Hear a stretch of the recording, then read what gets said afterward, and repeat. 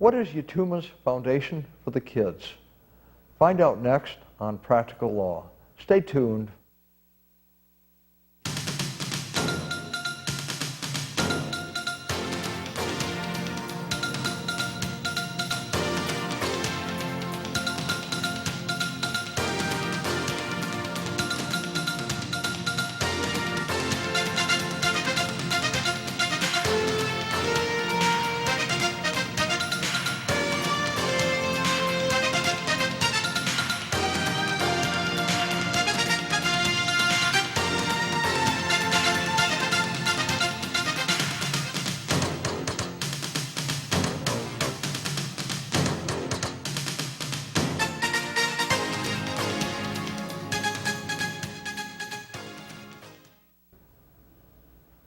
Welcome to Practical Law. I'm your host, family law attorney Henry Gornvine. Today on Practical Law, we are going to learn about a special foundation called Yatooma's Foundation for the Kids with my guest, the founder, Norman Yatooma. Norman, welcome to Practical Law. Thanks for having me. First of all, why don't you tell our viewers about your background? I know you're a lawyer, you're a litigator, and tell our viewers what you do, first of all. Well, what I do for a living is I practice law. I have a firm in Birmingham called Norman Yatooma and Associates. There's 14 of us over there, still trying to figure out the practice. We have something of a full-service firm, but really specialize in commercial litigation, including franchise and real estate practice. What happened in 1993, Norman? Well, in '93, my father was working downtown and came out of a convenience store downtown and interrupted a carjacking and found himself killed in that accident. So I was a young student at the time at a university called Taylor University in Indiana, and learned that my father had been shot twice in the head. And he died instantly, thank God. Did they ever find the killer? No, that murder remains unsolved and is sitting somewhere in cold case. It's too bad. How did this tragedy impact upon you and your family? In ways that I could barely begin to describe in words. I could never have forecasted what was to happen, certainly, and life was running quite normally up until then, and in an instant, Dad was gone, and obviously we lost him not only abruptly, but quite violently, so there was a lot of terror in the household among my young brothers, who were only 14, 13, and 11 at the time Dad was killed. And over the course of the next 6 months, we lost everything. Certainly it started with Dad, but then you realize you've lost your mentor, you've lost your provider, you've lost a real sense of security. And what type of business did your father have? He was an old school Arab American, something of the proverbial American dream. Came over on the boat when he was 2, started with absolutely nothing, and over the course of his 45 years, ended up putting together something of a real entrepreneurial book. He had a couple of stores downtown, participated in a number of other business ventures. So he was doing a little bit of everything. And when he passed, having made a pretty good living up until that time, we went broke in a real hurry and were seized upon by lawyers and creditors. And long before becoming a lawyer, I learned to hate them. What made you decide to become a lawyer? Well, my father, for good or for bad, raised me as my son the attorney. He introduced me to everybody as my son the attorney. I think in significant part because he couldn't shut me up. I simply talked too much, so he probably thought I'd be better served to get paid for it. And to be very plain with you about it, we were going through such turmoil in the time after my father passed. That estate remained open even up until the time I had become a lawyer. The estate was open for over a decade. And while I loathed the legal process and the lawyers who were guiding us through it, I really felt a real need, if not an urgency, to get involved in it, if for no other reason, for the sake of my family. What made you decide as a lawyer to create Yatooma's Foundation for the Kids? Well, as I said, when Dad died, we lost everything in a hurry, and it was just a remarkably difficult time. And we certainly had a lot of wonderful people around us, and went then and still go to a beautiful church, Oakland Christian Church, and our pastor stepped up in a very wonderful way.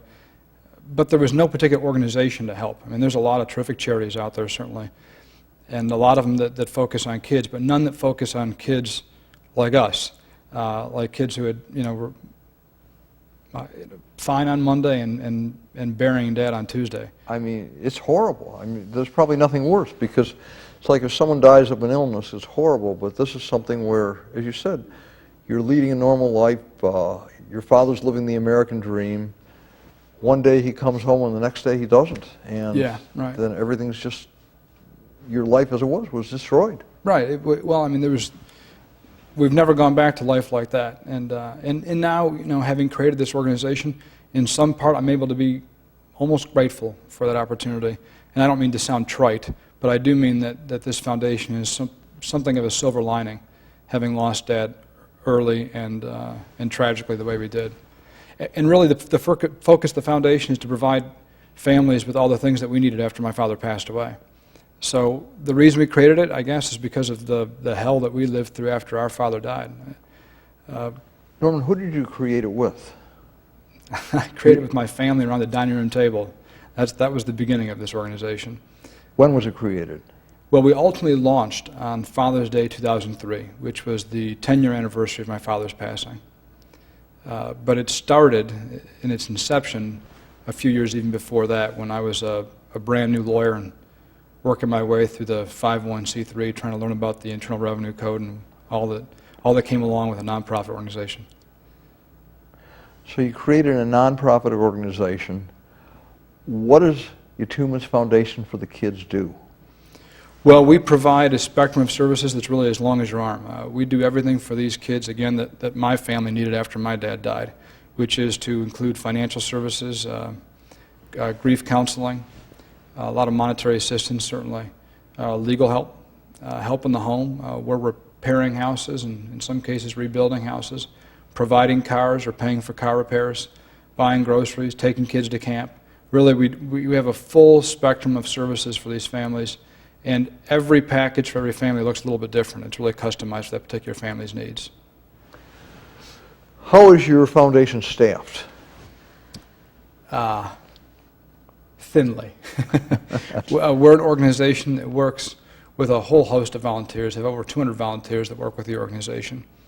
And for that reason, we're able to do a lot for a family with really very little. We have almost all of our professional services volunteered. The lawyers, the grief counselors, the financial counselors, the heating and cooling guys, the roofers, the mentors, all those folks volunteer their time, so we don't pay for those services. And the things that we dedicate our money to then, therefore, are to buy things, to buy groceries, to make a mortgage payment, to make a car payment. So the staff that we have really is, it's only a handful of people, all of whom are wonderfully talented, remarkable people, I mean just great fabric. And they're horribly underpaid, but really committed to the purpose of the organization and lead first with their heart. I mean, really good people. I'm proud to be associated with them. Where is Yatooma's Foundation for the Kids housed? It's housed on the first floor of my law firm. We practice law making people miserable on the second floor, and we've got a foundation making people happy on the first floor, and my office is there in Birmingham. Where in Birmingham are you? We're on Elm Street at 15 in Woodward. Okay. And how does do people apply? How do they hear about you? Well, it's the 4 Ps. It's the principals, proprietors, politicians, and pastors. My board thinks I'm a little cheesy, and indeed I am. But it's really folks in the community that make many of those referrals. And certainly schools and churches and local businesses and local community officials have brought families to us. And now, frankly, with a number of these businesses that have offered us advertising, and that have charged us nothing for it at all, people are learning about us on their own. You may have seen our billboards on the highway. CBS Outdoors donated those to us. Comcast has given us more commercials than I could possibly ever have imagined, and we haven't paid a cent for them. WJR has advertised us for free. We've almost $1 million of advertising this year, and we haven't paid a cent for it. So families are learning about us now through the traditional means. And they don't necessarily apply, but it typically starts something as simple as a phone call. And sometimes that phone call will come from the surviving parent, other times from a friend or family member. And we'll send 2 members of our beneficiary committee out to meet with them. And they'll usually go and meet with them in their home. and learn about what happened and what that family needs. And then they come back and make a recommendation to our beneficiary committee, and then we typically engage that family in a one-year process where for a year from the date of death, we will help that family any way we possibly can. Are the recipients, does it have to be someone who's the victim of a crime? No. No, just somebody who has lost mom or dad with kids of 18 or younger in the house. So it could be anything. It could be someone whose father or mother dropped dead of a heart attack or died in an auto accident. So it's just, and it just requires one parent being gone. Right, right. In some sad instances, we're working with families who have lost both mom and dad, where an aunt or uncle or a grandparent or somebody else is taking over. But yeah, if mom or dad have passed and the kids are 18 or under, we're there to help. Norman, we've reached our first break point. We'll be right back with my guest, Norman Yatooma, and Yatooma's Foundation for the Kids.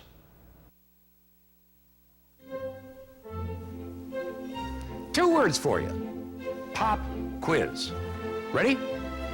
Name any funny movie. A drama. Name a mystery. And one more thing. Name the movie your kids saw today in science class.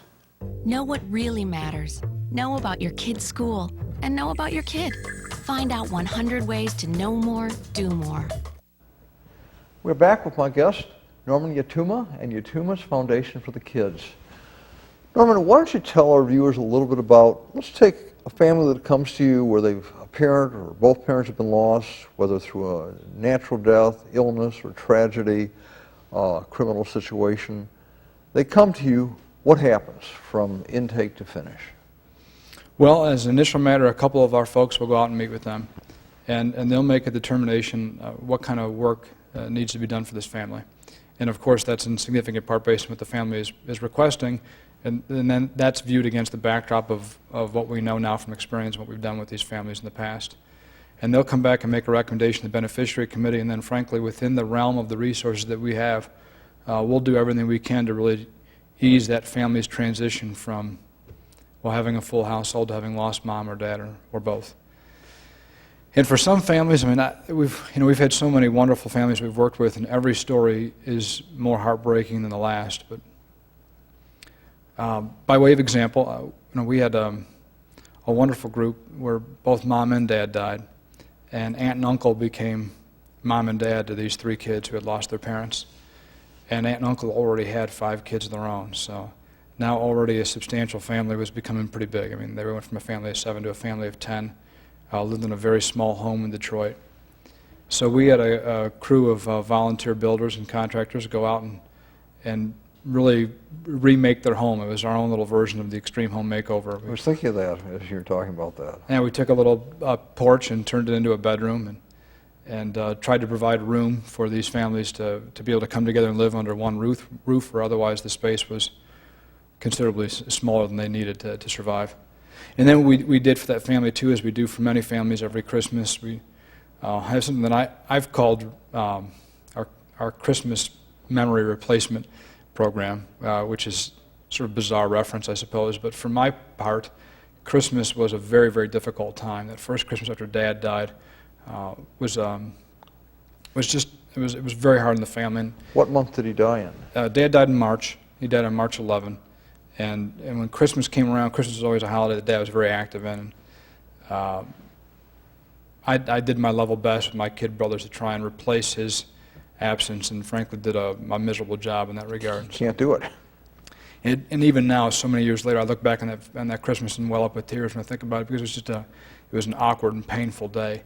And so for these families that we have, and for a handful in particular who are profoundly poor, and I mean profoundly poor. I mean, families who are heating their home by opening up the stove, and who are lucky to have the utilities on and all, who couldn't begin to afford a decent Christmas meal, and certainly wouldn't even think about the opportunity to buy gifts for their kids. Just that money would not be available to them. For those families who are experiencing their first Christmas and who are just unusually poor, we will do this crazy program for them, and it's pursuant to a private collection. It's not with the public monies. We pass that privately among those who want to participate here. But for them, it's our own little Make-A-Wish Foundation. We go into these families and we just unload on them everything on their Christmas list and so much more. We're dropping off basketball nets and computers and televisions and clothes. Typically we show up with a couple carloads full of gifts and a couple of U-Hauls behind us, and we just knock their socks off. Many of these families, of course, don't even have transportation, so with partnership with other charitable organizations like Charity Motors, we're able to fill up the car with a lot of gifts and not only leave the gifts behind, but the car as well. And for them, it'll be, I would suspect, impossible to look back on that first Christmas and, of course, not remember that they had lost mom or dad. But as well, they'll be unable to, I think, separate from the memory of that first Christmas this crew of 20 people dressed up as Santa Claus and his elves who dropped off all these gifts and just shared all the holiday cheer to try and make that holiday something memorable for the right reasons. Your program lasts for a year. Yes. What if someone says, I'd like help beyond a year? Do you ever go beyond a year? Or? Yeah, we do in some circumstances. And again, the challenge for us, as well as for any charity, is our resources. So we'd like to be able to help families forever and always.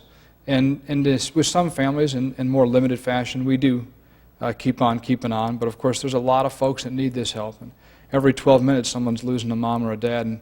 And frankly, we'd like to be able to get to every one of them if we can. So we do everything we can, and sometimes a little bit more. I know for a fact that it's like when you lose a parent, a spouse, or another loved one, it's like the first year is always hardest. I'm not saying it gets that much easier, but you have to go through this one cycle of every birthday, every holiday, every major event. So I can see why a year would make sense, and hopefully you're starting to bring some closure and move on after that year. Yeah. What about fundraising? I mean, how do you raise money? Because I know you have volunteers, I know you have a paid staff, but it still takes money. Well, we beg and borrow. We don't steal, but we do beg and borrow. It's a big effort, of course. I've often said it's much easier to be the president of a law firm than it is to be the president of a charity. It is abundantly easier to take someone's money than it is to ask for it. But with that said, with the nonprofit, we host a number of fundraisers. We've got our big one just behind us that happened here on June 8 and 9. That's our Champions for the Kids event. We have a black tie dinner at the Townsend Hotel with a nice auction. And then the next day we had our golf at Oakland Hills Country Club, which of course is on the front steps of the PGA Championship, so it's a nice opportunity to golf there where Tiger and others will be golfing. So that's our big fundraiser. Over the course of the last 3 years when we've had this event, we've raised about $1.5 million among those years with this event alone. And then we have other fundraisers that happen on about every other month. They're certainly smaller in fashion, but increase our development opportunity and offer an opportunity for more people to become engaged with the charity. Sounds like you're doing a lot. Where do you see your foundation going? I hope that this foundation goes into every major city in the country, and candidly, I'd love to see it go beyond that. As I mentioned, kids are losing their parents. Goodness, in the time that we've been talking, somebody else has just lost their mom or dad. And it's a need that is pervasive. And there is no other nonprofit organization that helps kids like these. So I would love to see this organization, and I'm working diligently to make sure this organization is in every state in the country, every major city in America before I'm done. How many families do you think you've helped to date? So far in this time, we've worked with about 500 kids, just over 500 kids. That's a lot. It's a lot, but there's so many, many more that still need this help. Any successes you can talk about? Oh, there's a great number of them. And you know, success is measured differently in this regard. You know, our slogan is bringing tenderness to tragedy and turning tragedy into triumph for families of kids who have lost a parent. So we're doing just that. So we measure success by helping these kids remain kids for a bit longer and helping them to ease that transition into having lost mom or dad, helping them to be able to spend some time actually grieving rather than having to grow up too quickly and becoming adults overnight. Those successes are measured in ways of helping kids being able to focus on things that kids should be able to focus on rather than how they're going to put food on the table. And now at 12 or 13 or 14 becoming the man or the woman of the household. And we've got a lot of wonderful children we've worked with. Many of those folks now who volunteer with the organization have become referral sources for the organization. And frankly, I think the best thing that's ever been said about our organization, and maybe one of the most touching remarks I've heard is when somebody came in to do an interview much like this, to sit down and talk about what the foundation meant to her, and she said, until I received that phone call, I really had forgotten this was a charity. I'd forgotten it was a foundation. I just think of these folks as my friends. When I need something, I call, and they're there to help. And that, for me, was an enormous compliment and a sentiment that I hope to be able to spread throughout. Norman, any other thoughts you want to share with our viewers about Yatooma's Foundation for the Kids before we move into another area? Well, I'll say that, again, in this expansion effort, and frankly, even here locally, we can't do it and wouldn't be able to do anything that we've done so far without the benefit of folks that are willing to donate either their time, their money, or their influence. And we've had certainly a great number of people donate all of the above. We, again, have volunteers in all walks of life, and there's no trade or skill set that would go unused here within the organization. So if your viewers are able and willing, goodness, they can hang drywall, they can buy groceries, they can take kids to camp. There's a whole host of ways to get involved. And if they don't have time, certainly their influence or their dollars have gone a long way so far in helping this organization. Like I say, many of the folks that come and use the services here know about us because of almost $1 million in advertising that's been donated to us this year. That's an opportunity for real influence to help expand the development of the organization. And of course, just the greenbacks help to make the world go round and help to buy groceries and put them on the table. Norman, if someone wants to volunteer, who do they contact? What number? Well, they can call us at 888-987-KIDS. That's 888-987-KIDS. Or they can visit our website at www.forthekidsfoundation.org. Sounds like, out of tragedy, you've turned something really wonderful and helpful for many, many needy families. And, I think it's wonderful what you've done. I mean, so many people would just, perhaps just never get out of the despair, never do anything constructive, and you've turned something horrible into, a wonderful foundation. I don't get any of the credit for that. I mean, really, it was a wonderful family idea that wouldn't have gone further than the dining room table without the influence and the assistance of so many hundreds of people. So I appreciate that, and I really do. But frankly, it was really a selfish effort. I mean, for me, it makes me feel good, and I'm happy to be able to participate. That's important. Norman, we reach another break point. We'll be right back with my guest, Norman Yatooma of Yatooma's Foundation for the Kids, right after this break. Why do I call it a funny bone? Why can't penguins fly? Like a sea safety.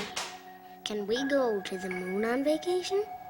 If you think it's tough answering these questions, imagine the ones you'll get if your child is diagnosed with cancer. CureSearch.org can help. It's run by doctors and scientists whose research has led to an overall cure rate of 78%. You're not as alone as you feel. I'm back with my guest, Norman Yatooma of Yatooma's Foundation for the Kids.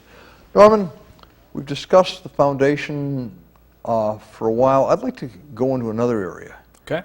And that is, I know you do a lot of litigation, and you've been in the media a lot with, you're representing the son of Tamara Green, a woman who's deceased, and why don't you tell us a little bit about that situation?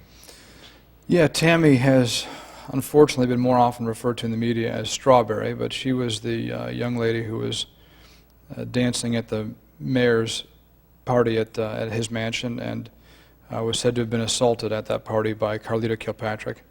And then, of course, about 6 months after, she was found dead in Detroit, having been shot to death in front of her home. So Tammy's 3 children are among our clients now, and we represent them in a denial of access claim pending in front of Judge Rosen in federal court. And, of course, our defendants include our good mayor. And what do you mean by a denial of access claim? Well, what I mean is we don't know who killed Tammy Green. And according to Al Bowman, who was the lieutenant in charge of that investigation, we'll never know who killed Tammy Green. His sworn testimony makes clear that that investigation has been so badly blundered, and not negligently, but quite intentionally, that we'll never be able to determine who in fact was the murderer. There have been too many witnesses intimidated, too many files destroyed. There's been too much willful interference with that investigation. Now, these many years later, he believes, and he's in a much better position to speak to it than any of us lawyers, he, the investigator in charge, believes that murder cannot be solved. So as such, the family will never have a chance to bring a wrongful death claim. So they've brought a denial access claim to allege that the mayor, the chief of police, and those that report to them have designed for this investigation to have been terminated. And by so doing, they've denied the family their opportunity to bring this case to court. And what is the status of the case right now?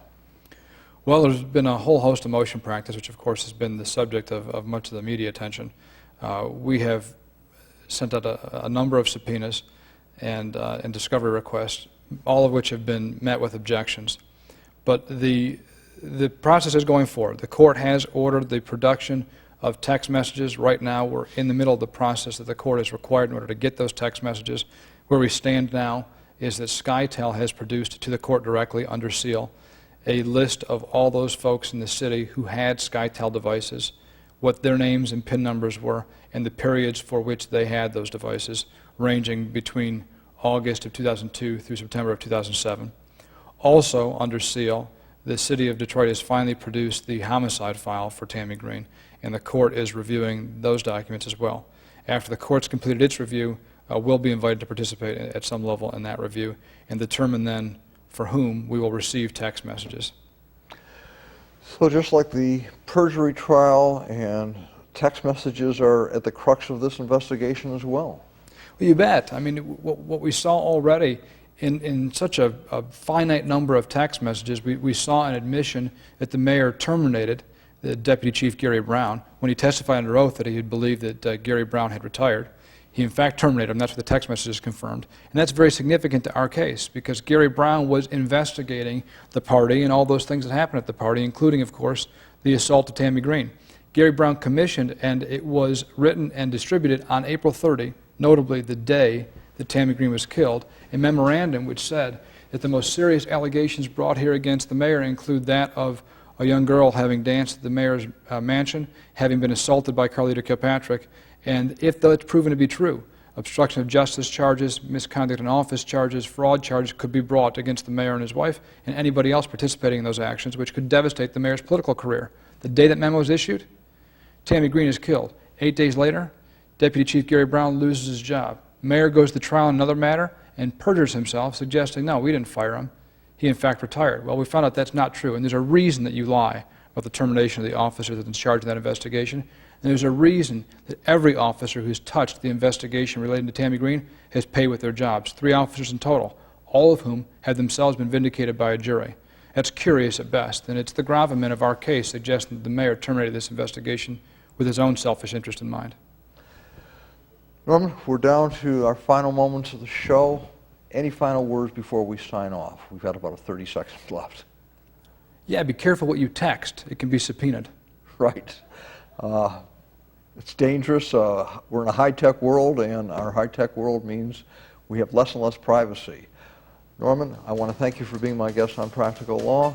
I want to thank you for watching Practical Law.